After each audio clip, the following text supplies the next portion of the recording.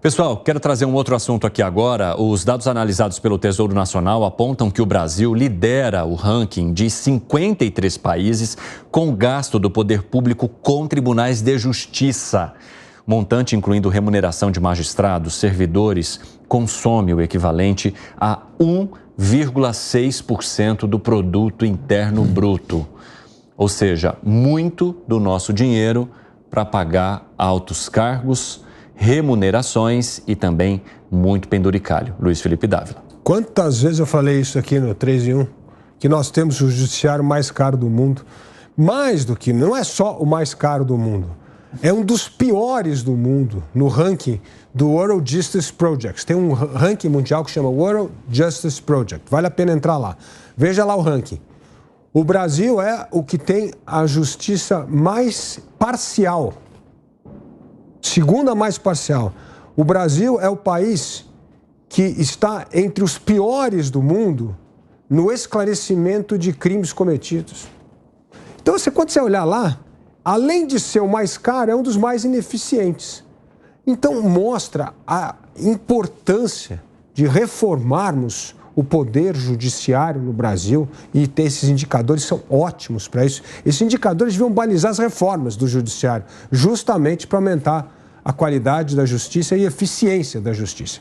E segundo, essa história do gasto deveria pelo menos despertar um sentido moral de que é impossível a gente ter o judiciário mais caro do mundo e entre os mais ineficientes do mundo, de acordo com esses estudos. Então, está na hora de acabarmos com os privilégios. Já falei aqui quantas vezes temos que desengavetar o fim dos supersalários, que é um absurdo, que custa 3 bilhões de reais por ano e que está parado há mais de 2 anos na gaveta do Alcolumbre, na Comissão de Constituição e Justiça do Senado. Está na hora de começar a dar exemplo. Não pode continuar essa farra de ter uma casta que se aposenta com salários milionários e a justiça continua sendo ranqueada aí entre uma das mais ineficientes do mundo. Isso passa sentimento de impunidade, enfraquece a credibilidade do Estado de Direito e a confiança da população na justiça. Eu quero até trazer os valores aqui para vocês que nos acompanham, para vocês entenderem esse montante aí.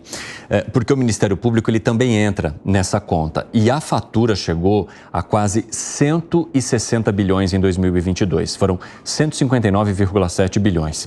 E desse total, desses quase 160, 131 bilhões de reais foram direcionados para pagar os salários, as contribuições aos magistrados e também aos servidores. Então, 82,2% do total gasto, da fatura total, são para o pagamento de salários aos magistrados e aos servidores dos tribunais. Fábio Piperno, o que você está rindo? Não, eu estou rindo porque, enfim, você está dando esse monte de números, eles chegam a ser tragicômicos, né? Porque, vejam, só 3 países desse ranking eles gastam mais de 1% com os seus judiciários. Brasil, pertinho do Brasil, a Costa Rica, lá, já um pouco distante dos dois, El Salvador e acabou. Não existe mais nenhum outro país do mundo que gaste 1% do seu PIB com isso.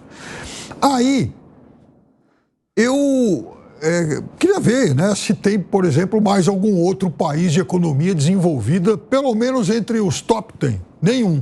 O Reino Unido parece, acho que é o primeiro da lista, está em 12º, 13º. Então, aí vem um outro dado, é que a média que é gasta no Brasil supera em 3 vezes, mais ou menos, a média mundial. Isso é uma outra vergonha. E aí, se o Brasil ficasse na média mundial e economizasse esse 1 ponto do PIB aí, pronto, estava zerado o déficit. Ainda tem isso. Mas, é verdade. Tirando esse outro detalhe, você vê, outro dia eu citei aqui o que acontece em Santa Catarina, né? Onde os integrantes lá os procuradores do Estado, eles têm uma média de, os desembargadores, R$106 mil por mês de salário médio, né? Foi uma matéria publicada outro dia pelo Estadão. Também trouxe aqui outro dia salários que estão aí na casa dos 6 dígitos, não só em Santa Catarina, mas em muitos casos, no Rio de Janeiro, no Pará, no Ceará. Então, como é que pode isso? E aí tem uma outra coisa mais perversa, é que em muitos casos é o próprio judiciário que cria esse tipo de regra. Não é uma regra que passa pelo legislativo, ou então pelo executivo. É uma autoproteção, uma autoblindagem que acaba encarecendo ainda mais a máquina. E a sociedade paga, a sociedade tolera e tolera esses abusos exatamente a quem caberia coibir abuso. Esse número aí de 159,7 bi é assustador, né?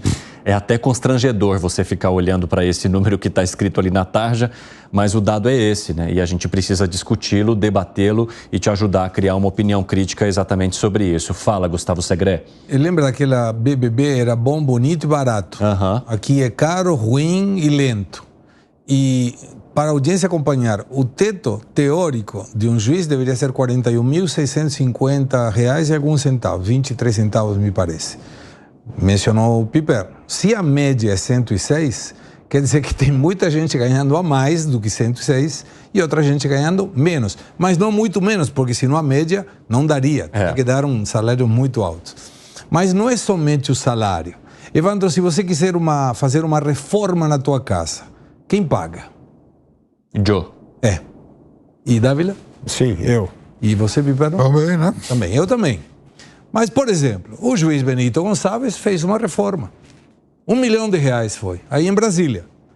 E quem pagou? O STJ. Não foi ele. Então, por que um juiz tem que ter paga uma reforma na casa, que não deve ser uma casinha, um puxadinho aí, paga por todos nós? Por que não sai do salário dele? Não consigo entender essas diferenças entre nós, plebeios da economia, e eles, que têm essa quantidade enorme de benefícios, sendo que não é uma pessoa que ganha mal. Então, qual é o conceito? Por que o STJ banca R$ 1 milhão para que o juiz esteja mais confortável? Mas todos nós estamos pagando isso. Sendo que se qualquer pessoa que está nos assistindo tem que fazer uma reforma, do que for, troca uma torneira, nós temos que pagar. A questão é que deveria haver uma normalização da vida do crente, né? A vida do crente é o quê? É você ganhar o seu salário e você fazer aquilo que você tem vontade ou que você pode com o que você ganha. O mesmo deveria acontecer com parlamentares, com o judiciário, enfim, com todos que são mantidos, inclusive pelo dinheiro público. Mais ainda, a obrigação seria até maior para essas pessoas, porque elas são pagas pelo dinheiro de todos nós. Exatamente. Por que existe cidadão diferente do outro, quando na Constituição está escrito que a lei é igual para todos? Mas no Brasil a lei nunca é igual para todos. Tem a lei dos privilegiados e tem a lei dos mortais.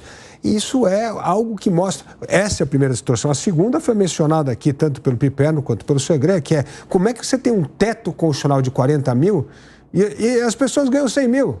É óbvio, não, porque não é salário, é benefício, é bônus, é quinquênio, é ajuda, moradia. É uma vergonha, gente. Isso aí é salário. Pega assim, ganho, remuneração total. Quando você pega o seu olerite lá, numa empresa, está escrito lá, teu salário e todos os benefícios estão ali. Mas compõe o salário final. Deveria ser o mesmo critério no judiciário.